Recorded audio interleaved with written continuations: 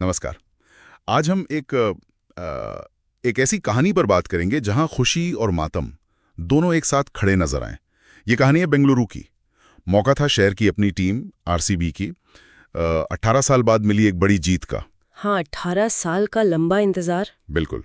लेकिन जैसा कि ये विश्लेषण जिसका जिक्र हम कर रहे हैं, सन्नाटा, जश्न की खामोश त्रासदी, ये बताता है कि उस जश्न के शोर में, पटाखों और नारों के बीच एक बहुत ही भयानक खामोशी पसर गई। तो चलिए आज इसी स्रोत के जरिए समझने की कोशिश करते हैं कि उस दिन असल में हुआ क्या था। हाँ, बिल्कुल। ये घटना झकझोर देती है और कई गंभीर सवाल भी खड़े करती है। जैसा आपने कहा, ये सिर्फ एक हादसे का ब्यौरा नहीं है, ये उन वजहों को भी कुरीदता है कि कैसे वो खुशी का माहौल एक भयानक त्रासदी में बदल गया। हाँ। और जैसा ये स्रोत कहता है, ये शायद कुछ चेतावनियों की अनदेखी का भी नतीजा था। अच्छा, तो 4 जून 2025 स्टेडियम में विजय उत्सव था। जाहिर है माहौल तो पूरा जश्न का था। होना ही था, 18 साल बाद जो जीते थे। हाँ, लेकिन यहीं पर पहली गड़बड़ी दिखती है। स्टेडियम की कैपेसिटी, क्षमता, वो करीब 35,000 लोगों की थी। पर इस लेख के मुताबिक वहां लोग जमा हो गए अंदाजन 2.5 लाख। 2.5 लाख? ओह, ये तो बहुत ज्यादा है। हाँ, मतलब ये आंकड़ा ही अपने आप में बताता है कि स्थिति कितनी विस्फोटक हो गई होगी। बिल्कुल। और ये सिर्फ एक आंकड़ा नहीं है, ये असल में उस भीड़ का प्रतीक है जैसे शायद आयोजक संभाल नहीं पाए। लेख में साफ लिखा है कि गेट नंबर 3, 10 और 21, ये जो मेन एंट्री एग्जिट पॉइंट्स थे जी। वहां पर भीड़ का दबाव इतना बढ़ गया कि वो असहनीय हो गया।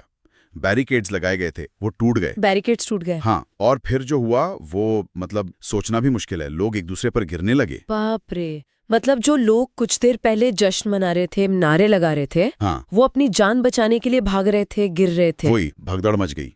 और इस विश्लेषण में उस मंजर का जिक्र है, बाद का मंजर। हाँ, वो खाली सड़कें, बिखरे हुए जूते चप्पल। वो खामोशी जो चीख चीख कर बता रही थी कि यहाँ क्या हुआ है।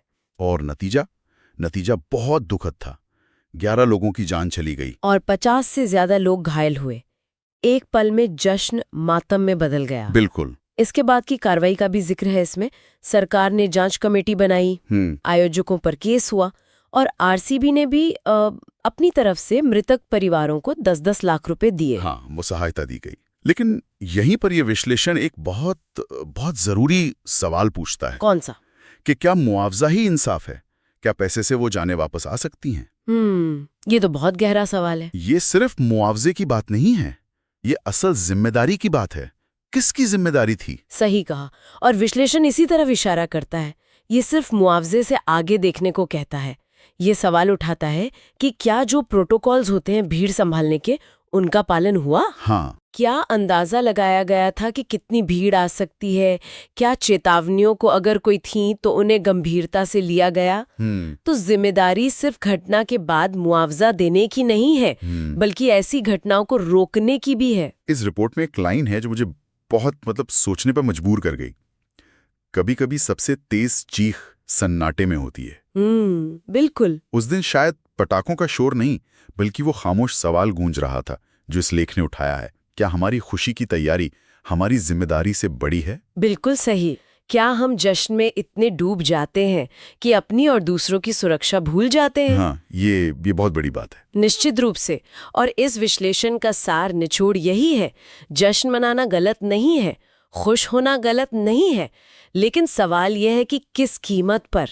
ये रिपोर्ट कहती है कि जिम्मेदारी से मनाएं। और ये सिर्फ आयोजकों या प्रशासन की जिम्मेदारी नहीं है, ये हमारी समाज की सामूहिक चेतना का भी सवाल है। सही बात। हमें ये याद रखना होगा कि हमारी थोड़ी सी लापरवाही या वो जो कहते हैं ना, जोश में होश खो देना, वो किसी के लिए कितना भयानक हो सकता है, किसी की जान ले सकता है। तो आज की इस बातचीत से एक सवाल लेके चलते हैं सोचने के लिए जी, कि जब भी हम ऐसे बड़े जश्न का हिस्सा बनते हैं या किसी भी भीड़-भाड़ वाली जगह पर जाते हैं, तो ठीक है, व्यवस्था अपनी जगह है, लेकिन एक व्यक्ति के तौर पर और एक समाज के तौर पर हमारी खुद की क्या भूमिका है? हाँ, ये सुनिश्चित करने में कि हमारा उत्साह, हमारी खुशी किसी तरह